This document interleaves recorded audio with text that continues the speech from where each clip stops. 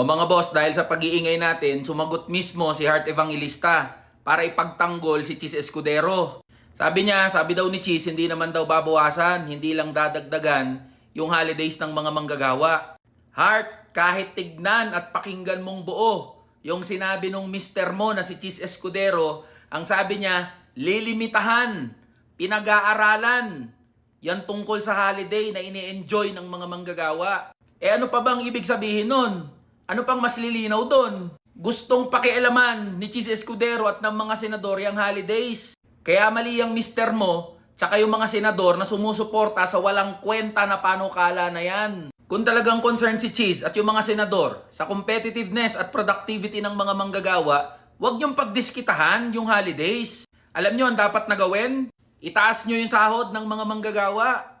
Buwagin nyo yung provincial rate, ipantay yung minimum wage, NCR, Luzon, Visayas at Mindanao. Tiyakin nyo yung humane conditions of work, gawing makatao yung mga lugar kung saan nagtatrabaho yung mga manggagawa. Tapos yung mga kontraktual, kasama na yung mga nandun sa agency, tiyakin na maging regular, maibigay yung dapat na benepisyo na natatanggap nila. If the workers have more income to spend, if they are getting their benefits, and if there are humane conditions of work, then the workers will be happy.